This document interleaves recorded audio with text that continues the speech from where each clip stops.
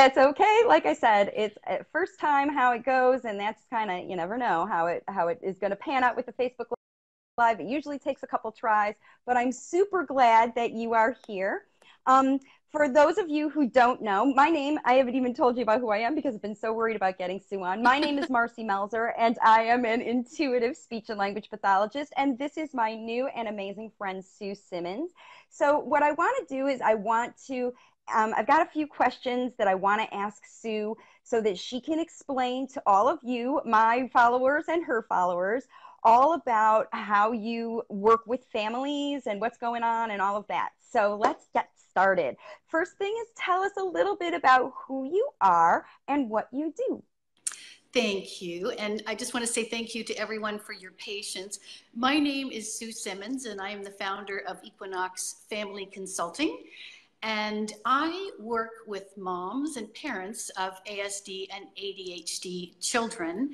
And my thing is really helping them feel successful as parents of their children so that they can have a happier tomorrow and a brighter future. And I am so passionate about my work. So I love it. I mean, there's nothing like making parents feel great about being parents, especially when it's challenging sometimes. Oh my gosh. It is. I am the mom of a son with ASD who's now 22. And I spent years feeling like I was a bad parent and unsuccessful, and shame and guilt and all of those awful emotions, because at that time I didn't know that you can't parent a child with, a differently wired child the way you do a typically developing child. So that was a big awakening for me. Yeah, and how old was your child when you realized that you needed to make some changes in your parenting and things like that? Yeah, well, I guess he was about, it was just after he was diagnosed. It took 2 years to receive a diagnosis. And I just got to a point where I wasn't functioning. I was at the end of my rope. I was close to throwing in the towel. I was strung out, and I was not a good parent. And when we're in that mental place, it's impossible to be a good parent. Yeah. So yeah, it sure is. yeah. So what did you do to get yourself out of this situation? Yeah, well, thankfully, I started a support group in Peterborough, which is where I live. And at one of the meetings, one of the moms brought in a brochure about relationship development intervention, also known as RDI. And RDI is developmental program, which is parent-based. And so it's almost like a parenting program for parents of kids on the spectrum. And I discovered at that time that the first Canadian, I think she was the first Canadian to be certified, lived very close to me. And I was just all over her, like, you know what, to flies, or flies to you know what. And that was it. I knew I couldn't do it on my own. And that was the turning point for me once I began to see what was really possible for my child. Once I had some guidance and I felt like what was happening wasn't my fault. And if you're feeling stuck like this, it's not your fault. Yeah, that's a really important message, because I know that there's parents all over who feel stuck. So, all right, so you went and you learned about RDI, and then you started to use the approach with your little guy, Yep. Back when he was younger. Yep. And so you did that. Now, just to clarify for everybody, where do you live? You said you're in Canada, right? Yes, I'm in Canada. However, thanks to technology being what it is today, most of my work is done online. And so it's so much easier now for parents to access the kinds of supports that they need with the ability to connect with someone through Zoom video, video conferencing, and send video footage. And so it's much, much easier. Right. So, yep. I know. I work that way too. Yeah. And we can reach people all over the world, can't we? I know. It's phenomenal. So I did this program with my son for about a year and a half, a little, maybe close to 2 years. And then things turned around. I had been able to develop a guiding relationship with him. So a much more typical parent-child relationship, which was life-changing for all of us. Yeah. All of us. Can you talk more about that guiding relationship and what that is? Because that's really kind of the fundamental of RDI, right? I mean, Yeah. that's kind of what you're really going for. Yeah. In that situation. Yes. So tell us more about that. What is a guiding relationship? Yeah, good question. So when a child is born, oh, hi Sydney. when a child, after a child is diagnosed with ASD, what the parents by that time will have realized is that there is a huge disconnect between parents and child, and this is a result of the neural makeup in the child's brain. So unfortunately, a child who's going to be diagnosed with ASD does not have the growth-seeking mindset that a typically developing child does. So with our little kids that are typical, they are all over the parents. They want to learn and grow and master things and then take on new challenges. But unfortunately, a child with ASD, because they have not had all of those hundreds and hundreds of little, peekaboo play-like interactions with parents, they are not able to participate in that relationship. And it's through that relationship that literally that the brain develops and the child's development is moved forward.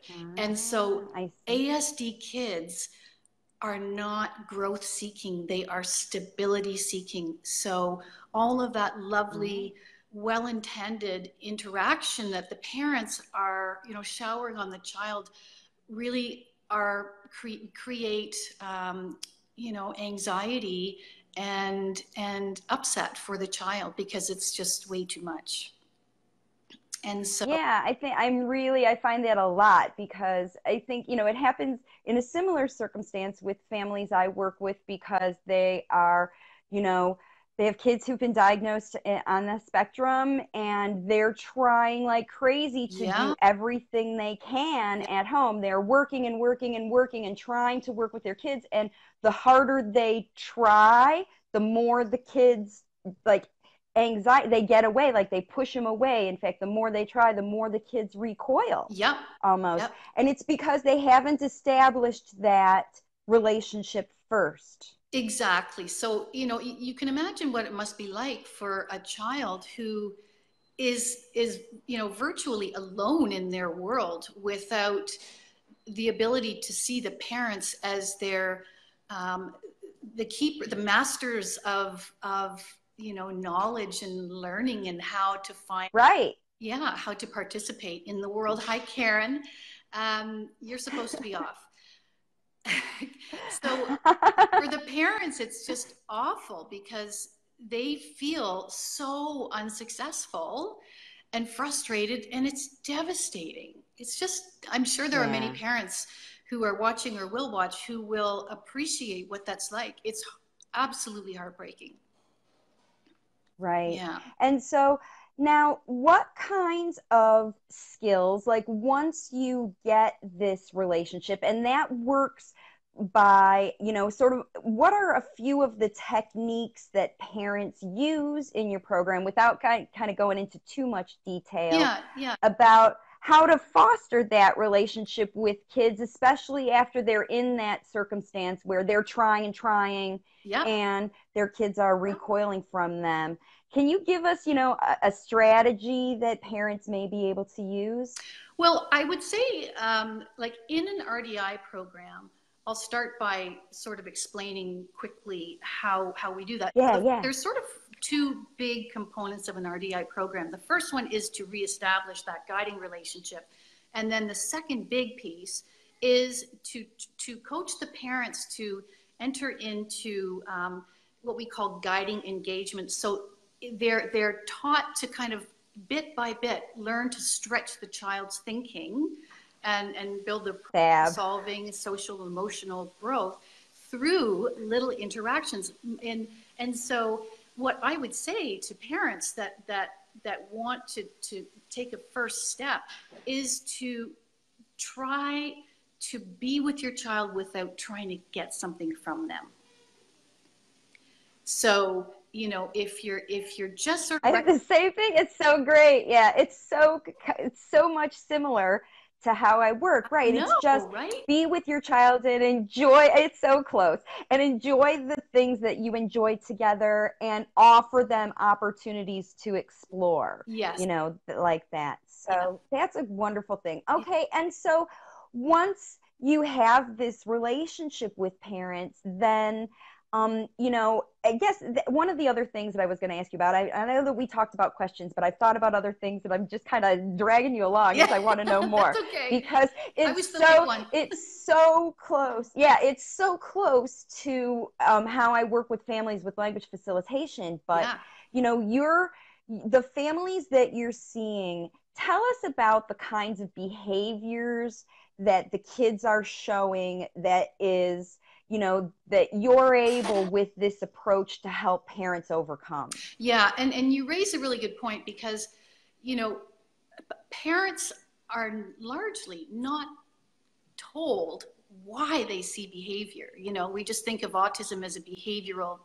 you know, challenge, but there's good reason for that because the wiring in the child's brain is atypical, and so the child cannot process what's going on around him or her in the same fashion. So if you were feeling kind of lost and you were not getting, you know, correct signals for what's coming in and able to respond in a seamless fashion the way typically developing kids could, you would act out too, right? It's human behavior in response to what's going on for them, right? Exactly, Tracy. You just nailed it. Behaviors are their communication. So that's why. And so it's really important for parents to understand that there's a good reason for that behavior. So, you know, one of the important steps is to understand that and to learn to have compassion for your child, right? Because they are little human beings. You know, I think somehow along the line we got given this message that kids with autism are from Mars, but, you know, they are little human beings that are really struggling. And, and so we have to learn to sort of understand like how those processing challenges are showing up for them and then shift how we're showing up so we can make it easier for them. Did I answer your question? I don't know if I went on a bit of a roundabout. You did. I think that's a fabulous it's a fabulous way to answer the question. I mean, we didn't really talk about specific behaviors because it really doesn't matter. Because the behaviors, like you said, are coming from, it's all about, it's not whether they are hitting or aggressive or throwing things or, you know, any of that, shy, withdrawn, all the things that, the behaviors that we see. When it comes to working on those behaviors, it all starts with understanding where they come from. And what it is about that behavior. And then, you know, realizing that your kiddos are as frustrated as you are. Oh my gosh. You know? Absolutely. Absolutely. And, you know, in my boot camp, one of the things that just really opens people's eyes is, you know, what's going on for the child? What is it really like for them? And then seeing behavior through a new lens, right?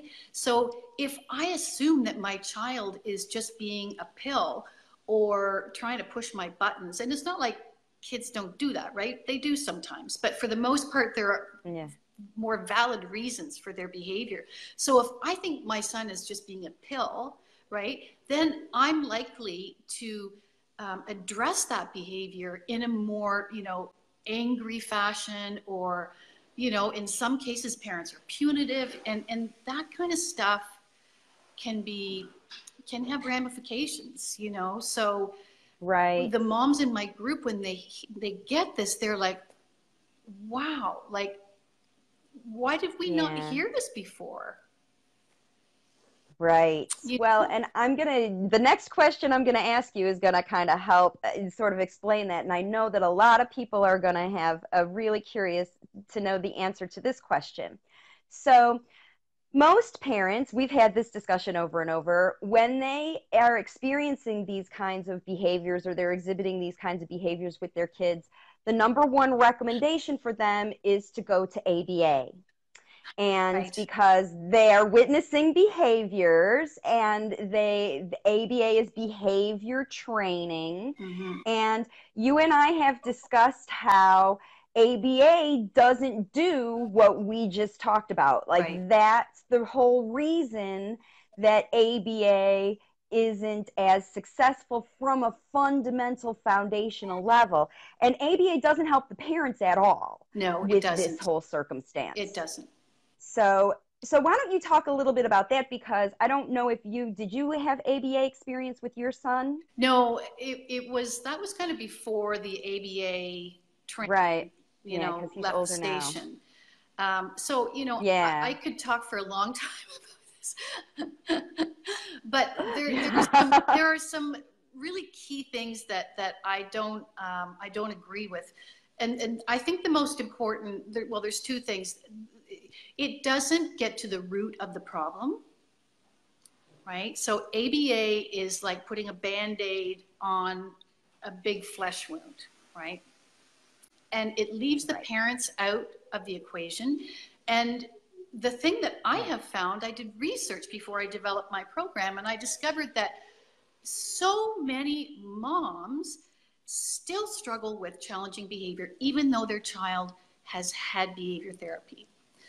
So yes, Tracy, exactly. And so, but the biggest Yeah. thing for me is that these children have so much potential, so much Oh, yeah. potential that is left untapped when we just put that Band-Aid on top.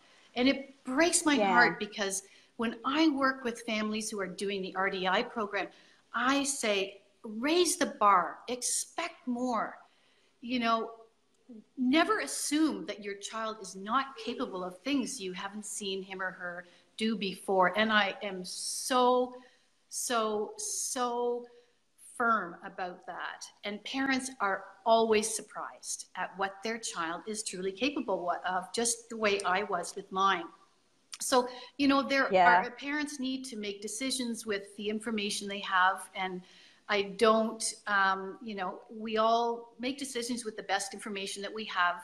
And, you know, I'm not saying, you know, it's not where I would put my money, because I think these children are capable of incredible things in the world.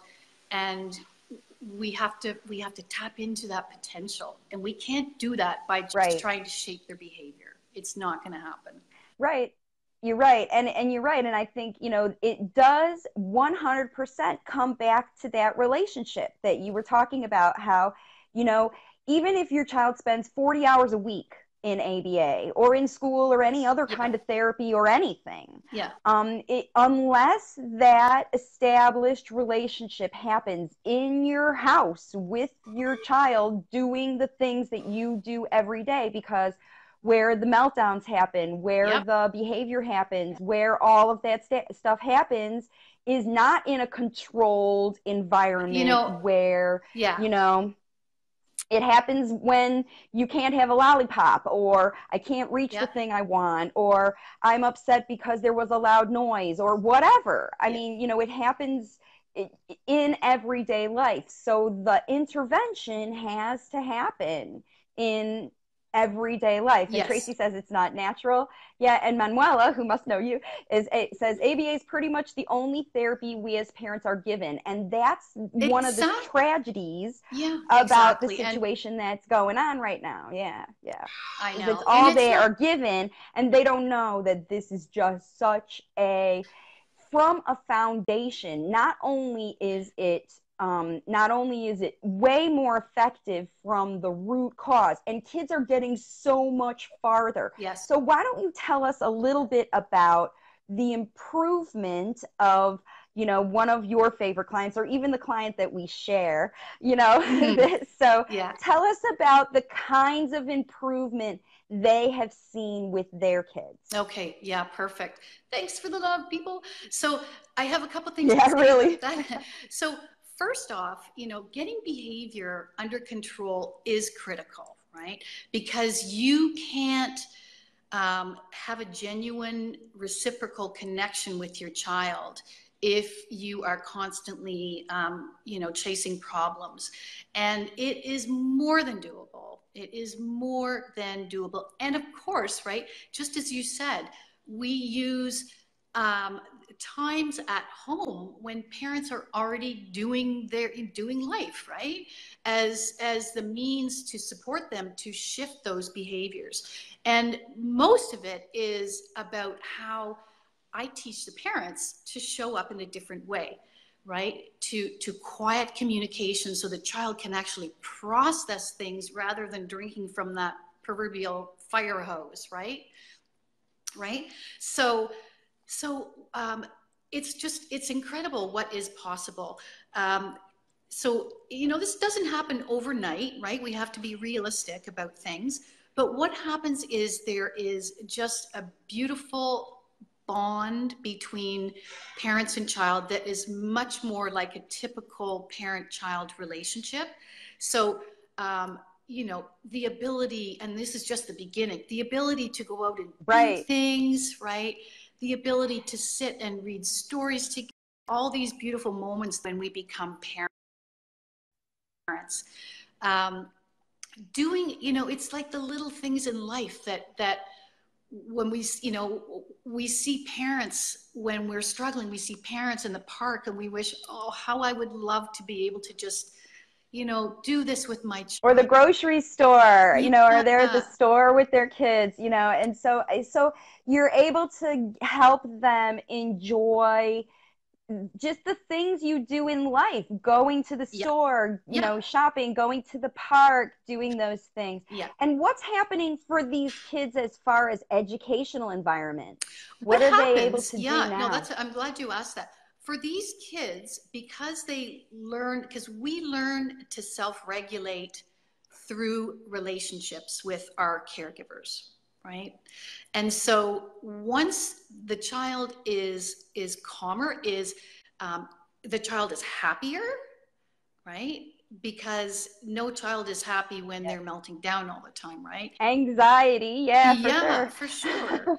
So I'm not trying to suggest that, you know, it's nirvana, but the child is, and this has been shown, the child is able to manage much more successfully at school, and you know, can learn to build relationships with peers, but it has to happen between the parents and the child first. That's the way it was set up by Mother Nature, right? So it's about living a better quality of life, and for the parents feeling like they can actually parent. Now, Tracy had a little question. She was wanting to know, how do you help with self-regulation? For the child? Yeah. Okay, so it's a good question, but it's also a bit of a big question. So the first thing is, of course, understanding, right? Understanding what is causing the child to feel dysregulated, right? Because there is something, right? There is behavior in communication, so there is something. So we look at what's going on, what could that be, but also.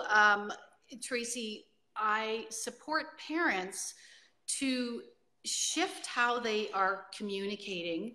So to try to use smaller kind of bites of communication, much like Marcy does in her program, and to use more nonverbal communication and to remain very calm, right? Because it's, I always say it's like the firefighter comes to the door freaking out, right? What are you going to do? You're going to freak out, right? So Yeah, there yeah. are many different skills that I help moms and dads, you know, understand. But self-regulation, it's a bit of a process, but there's no mystery to it, really. You know, Right. we model the behavior that we want our children to use, and we show up in a way that enables them to process most effectively what's going on in their environments. Yep. And that's exactly what I do. That's sort of really nice, sort of dovetail between what we do, because I think, you know, and Summer talks about, yeah, they react to us.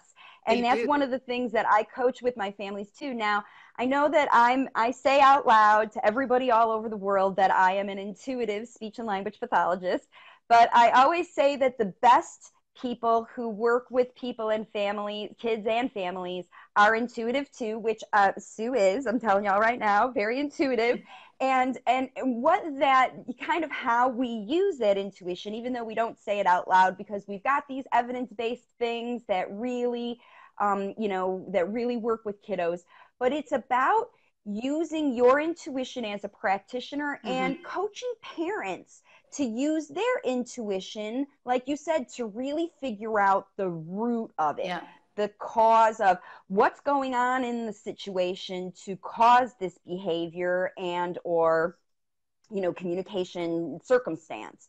And explaining it in a way, or, you know, breaking it down to the point where the communication is so clear, there's no doubt that you can understand. And for a child who's nonverbal, when we're in the process of getting them to a verbal thing, if the thing that we're using isn't working, and I always say, if it isn't fun, it isn't fun. Right. And if it isn't fun, it's not going to go. So you have to make that shift into making the whole situation so easy or so fun that your child does become interested and does become want to do it. And that's how you know, break things down and shift it. And once you get that communication and establish that relationship with your child, then you can teach them anything, like Sophia's showing us, that she's going to get her little girl talking and socializing with other people and learning from her and ready to go to school. Yes, exactly. So, and, you know, one thing I think that's important to point out is that, you know, as you and I both know, communication comes, it emerges as a result of that relationship. Right?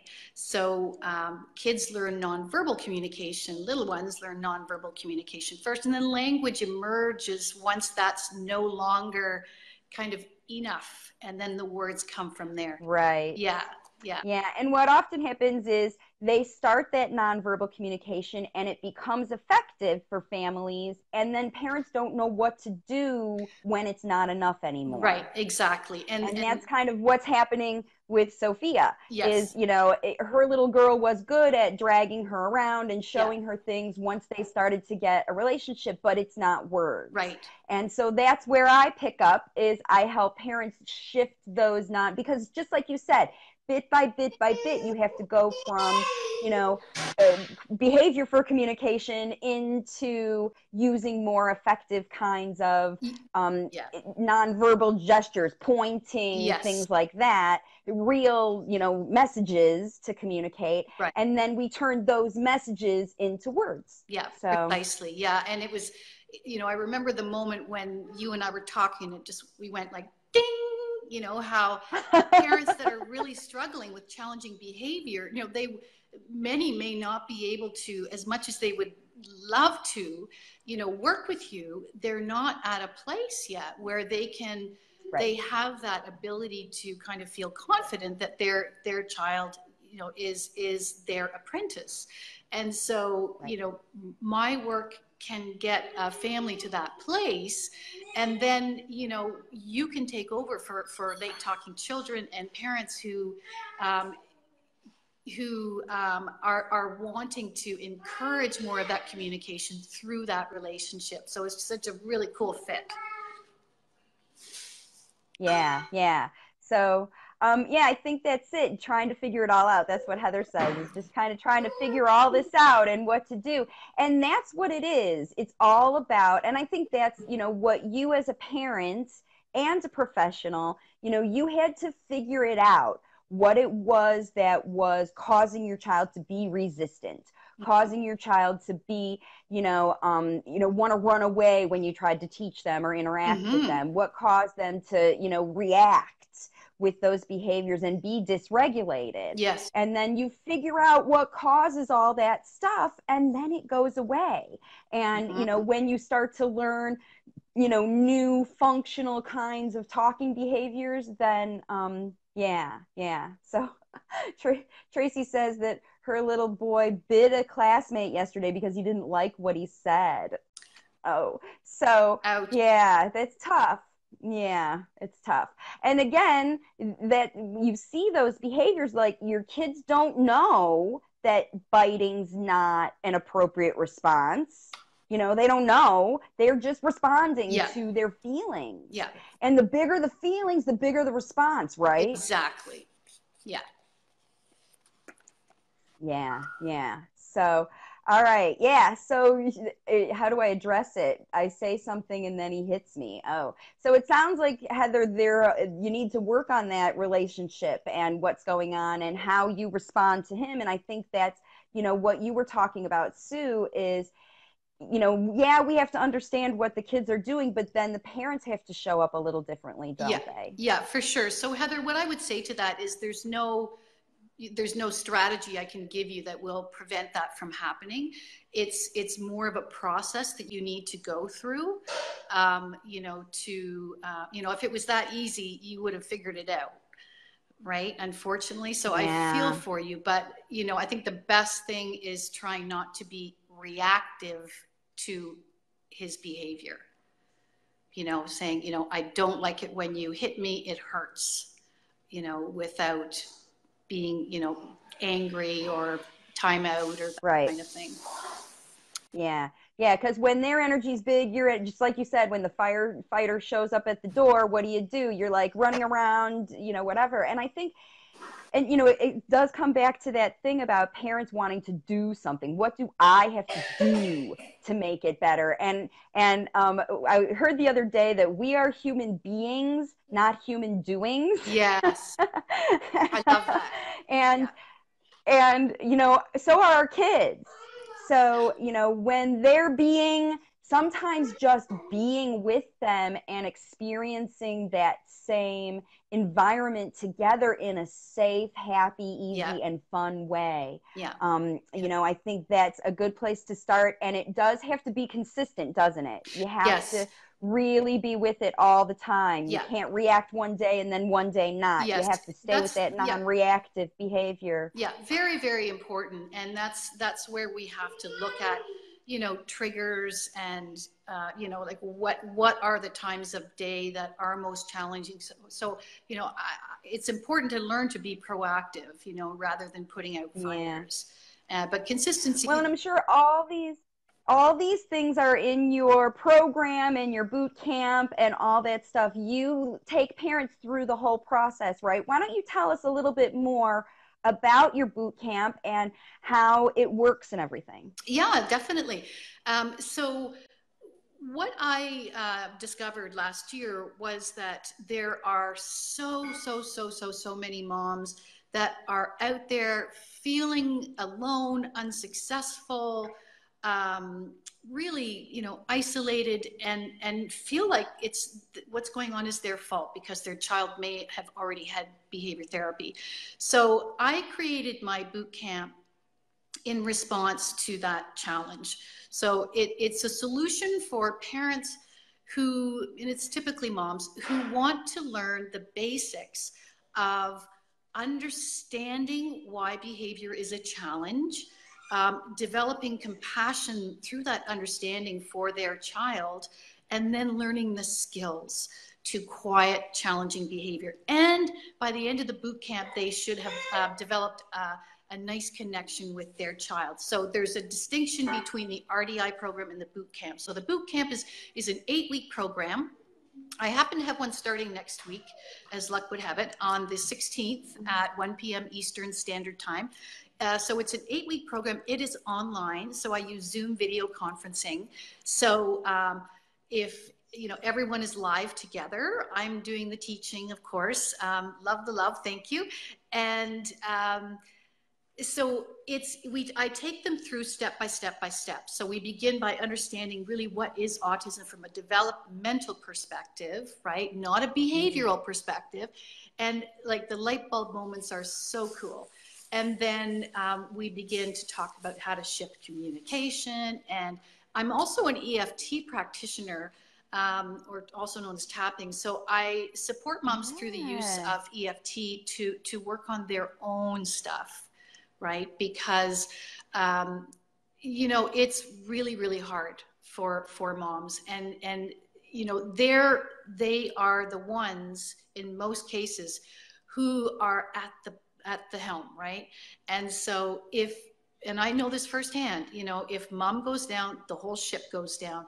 So in the program, moms receive a lot of support and acknowledgement and ability to, opportunities to offload in a safe, non-judgmental place. We create a very safe place. Yeah, That's amazing. I just I can tell you're really passionate about it, and I imagine the parents love it too, because that's what I do in my community. In my Waves of Communication program, we meet twice a week, and when the parents jump in and they talk to each other and they're relaying on that, I think that it's really powerful and helpful for them to know that there's other parents out there who are going through the same stuff, and you are a parent who went through it, and exactly what they're feeling and what's going on, and you're empowering them to take on this job, because it's and like I just am reading these moms are exhausted. And even if your kiddo is in therapy, even if they're going to ABA, even if they're in speech and OT and all of that stuff that you're doing, this is for you as a mom. Like, this takes care of your household and what's going on there. And I think it's super, super helpful for any mom. Now, would this kind of approach work for even if a child isn't diagnosed on the spectrum, but maybe is very strong-willed, and, the parents don't have a connection because the child's very ultra-independent and things like that? Would this kind of approach help families like that too? Yes, it absolutely would, because all behavior is communication, right? Right. So, and those parents are so frustrated too. They think their kids are being naughty, and they're just communicating. But they're strong-willed about it. Like, they're not ready to get absolutely. that. So a lot, many of the hi Karen, thank you. One of the important things in the program is self-care, and I was the worst offender. It's all about my son. It's all about my son. It's all about my son. Well, this is a program that helps you help your child, right? So we've got to ditch the martyr syndrome and start realizing that self-care is not a nice to do. It's a need to do. It's our responsibility as parents to care for ourselves so we can be good parents.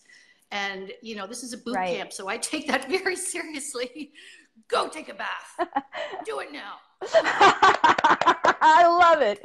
I love it, because these are real moms. I mean, you know how it goes. It's, a lot of people put these programs together and they stick them online, and they're like, just go watch these videos and help your kiddo, and a lot of parents think it's all about the strategies, even the parents who are watching this video, tips and deals and odd discipline and things like that. And those tips and strategies are what I call the top-down learning. Then, if you're looking at, and that's the Band-Aids, like you said, where you're like throwing a strategy at a behavior instead of understanding why that behavior is existing in the first place, and how you as a parent might be either fueling the fire or putting out the fire yourself. Right. and how to just calm it all down and get it all regulated. Yeah. I love it. I just love it. It's And like empower it's you. kind of like, finding equilibrium, between the parent and the child.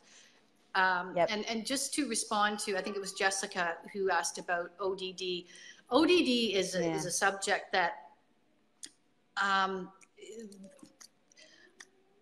again, behavior is communication, right?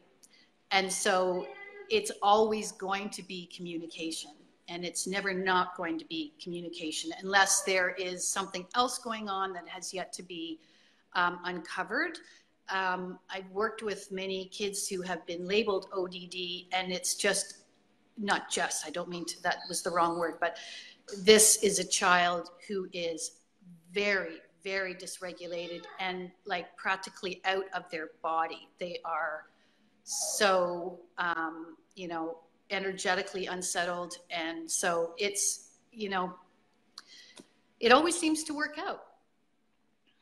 Yeah, yeah. And those moms are in the worst situation. Those are tough, tough places to be moms with kids because those behaviors are often very aggressive and very huge. Yeah. So frightening. Yeah. So I think if you and if you are trying to address that oppositional defiant stuff by having your child see another person and not working on it on your own, it's not gonna pan out for you. Yeah. It has to come from home, doesn't it? Yeah, absolutely. Yeah. I'm really, really glad that you mentioned that. And, therapy in and of itself, has its place, but behavior in the home, at least, always occurs in the context of a relationship. And so we can't say, how can I make my child stop doing this, without looking lovingly and with compassion for ourselves. How do we factor into that? And it's not like we're running around yelling and screaming, but it's a dance, right? Our relationships most are like definitely. Yeah. So I love the idea. This video is getting kind of long, but it's just been so informative, and I know a lot of people are watching, and I'm just loving this chat. Thank you so much again. Sue Simmons is here today with me, and I know I'm with Sue because it all gets shared all over the Facebook, and I'm really super glad that so many parents have joined us to learn about it. So the boot camp is kind of how you get parents started. But you also do the RDI program, which is more of a long-term kind of coaching thing, a situation like that. Yes, that's correct. And so where you work with families. Yeah, I have had parents that do the boot camp and then want to work longer term. And so we sort out, financially, the cost of the boot camp goes toward the longer term work. So if you are interested in boot camp, as I mentioned, there is one starting next Tuesday. So registration closes on Saturday, I believe. So you can visit my website at www.equinoxfamilyconsulting.com, or you can go to lemons2lemonade.mom. All right, lemons2lemonade.mom. I'm going to put those links in the description of this because I know a bunch of people are going to watch this on the replay. A lot of people can't catch during the day if they're working or whatever. So if you are catching, so appreciate everybody for watching today. I'll put the links to Sue's websites in my description, so you'll be able to see those to jump on and talk to Sue. And like I said, if you have a kiddo and your relationship with your child doesn't feel right, it doesn't feel good, it doesn't feel nice, it doesn't feel happy, this is what you need. This boot camp is going to be the way for you to take care of yourself so that you can take care of your kiddo and get them on their path, toward all of the learning that you want. But it really does start here. So I'm super, super glad to have met you, Sue. I'm super glad to have you on with me today, talking to families about this approach and how it is an alternative to what's out there everywhere. Yeah. And it is available to everybody, because as long as you speak English, unless you speak another language, as long as you speak English, you can have access to this boot camp. So even if you do have your kiddo in an ABA or behavior therapy or speech therapy or, you know, any other things, but you're feeling like that relationship isn't where you can be an effective teacher for your child, an effective coach for your child, an effective behavior, anything for your child, parents, this boot camp is going to be for you. So I really hope you have a bunch more people sign up, because I know a lot of them are going to be so happy to get their relationship back with their kids. Yeah, I hope so. It's really fun. You know, I really try to make it fun. Marcy, I want to thank you so much. I'm so glad that we crossed paths, and we have Sophia to thank for that. And, you know, I think the world of you and what you're doing. And I just love the fact that our approaches there's such a lovely complement to what we do. So I think we should do this again. I do too. I think it's great. And maybe even we'll like set up a time to be able to answer more questions from parents, because that really seems like it was effective for us to kind of hang out here and talk about the things that people want to know. So of course, you know, we want to help people out, but I definitely want to have you back on. And for everybody else out there who's watching, I'm going to be doing a series of videos. I'm reaching out to other professionals. So if you know other professionals who are parent coaches who really empower parents, because that's what Sue and I are passionate about, is instead of, you know, there are practitioners all over the world who work with kids, who do behavior therapy, who do speech therapy, who do all of that. But we work with the parents, with the moms who are in the trenches, who really want to teach their kids them. So I work with parents who have kids in school. Yes, absolutely. It's all about what happens at your home, in your own individual house. And if you have more than one child, that's the other thing that's really good about this. If you have more than one child in your household with behavior and or communication, when you get parent training, you can help them all. You don't have to pay each therapist to help each one. You are empowering. This is all about you as parents being equipped and empowered to improve your kids' behavior and relationship and communication. So love it. Amen. Amen. Okay. So thank you to the universe and Sophia and everybody for bringing us together. I'm going to go ahead and jump off here. I look forward to the questions. Sue and I will both be monitoring if you have any other questions on this, you know, that we'll be able to response, and I'll stick in the description as soon as I get this all edited and stuff. I'll get it, Sue's information in there, so you'll be able to contact her, and I'll